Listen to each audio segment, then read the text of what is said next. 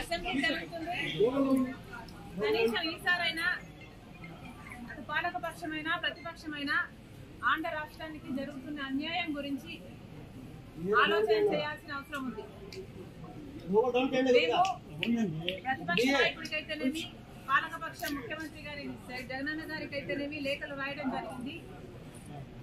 ఆంధ్ర రాష్ట్ర ప్రజల హక్కుల తీర్మానం అని, ఆంధ్ర రాష్ట్ర ప్రజల హక్కుల కోసం ఒక తీర్మానం చేయాలని సూచించడం జరిగింది.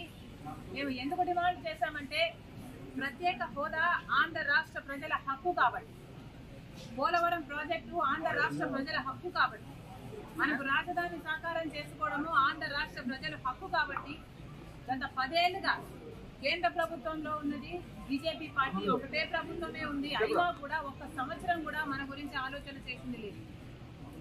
ఇంతకుముందు 5 సంవత్సరాలు చంద్రబాబు గారు ముఖ్యమంత్రిగా ఉన్నారు. ఆ తర్వాత ఇప్పుడు 5 సంవత్సరాలు జగనన్న గారు ముఖ్యమంత్రిగా ఉన్నారు. కానీ ఇప్పటి వరకు కూడా ఆంధ్ర రాష్ట్ర ప్రజల హక్కుల గురించి ఎవరు ఆలోచన చేసింది లేదు. స్వలాభం కోసం ప్రజల ప్రయోజనాలను తాకట్టు పెట్టింది చాలు. కనీసం ఈసారైనా ఆంధ్ర రాష్ట్ర ప్రజల హక్కుల తీర్మానం అని ఒకటి అసెంబ్లీలో పాస్ చేయాలి. మనకు ఎందుకు ప్రత్యేక హోదా బీజేపీ ద్రోహం చేసిందో, మనకు పోలవరం ఎందుకు ద్రోహం చేసిందో, మనకు రాజధాని ఎందుకు ద్రోహం చేసిందో వీరన్నిటి మీద అసెంబ్లీలో చర్చ జరగాలి. ఈ తీర్మానాన్ని ప్రెసిడెంట్ కు కేంద్ర ప్రభుత్వానికి కూడా పంపాలి అని డిమాండ్ చేశాము. దయచేసి ఈసారైనా పాలకపక్షము అటు ప్రతిపక్షము ప్రజల సమస్యల గురించి ఆలోచన చేయాలని డిమాండ్ చేస్తుంది కాంగ్రెస్ పార్టీ.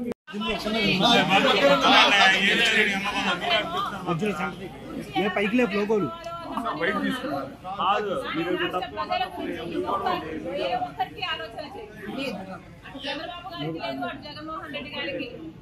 అందుకే చెప్తున్నాం, ఇప్పటికైనా కూడా కళ్ళు తెరవాలి ఆంధ్ర రాష్ట్ర ప్రజలు. ఇప్పటికైనా ప్రజల మేలు కోరేది ఎవరు అనేది ఆలోచన చేయాలి. ఈ బీజేపీ తొత్తు పార్టీలైన టీడీపీని, వైసీపీని, జనసేనను ఇంటికి పంపించాలని కాంగ్రెస్ పార్టీని ఆశీర్వదిస్తేనే మనకు ప్రత్యేక హోదా మళ్ళీ సాధ్యమవుతుందని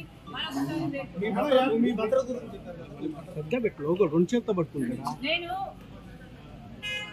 ఆంధ్ర రాష్ట్ర కాంగ్రెస్ పార్టీకి అధ్యక్షురాలిని.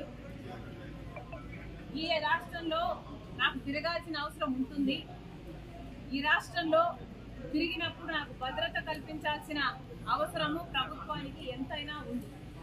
కానీ అవేవి పట్టనట్టు ఒక మహిళ అని కూడా చూడకుండా, అధ్యక్షురాలు అన్న ఇంగితం లేకుండా ఈరోజు మేము అడిగినా కూడా మాకు సెక్యూరిటీ కల్పించడం లేదు అంటే మరి మీకు ప్రజాస్వామ్యం గురించి చిత్తశుద్ధి ఉందా? ప్రజాస్వామ్యం ఇది అన్న ఆలోచన ఉందా, గుర్తుందా అని అడుగుతున్నాం.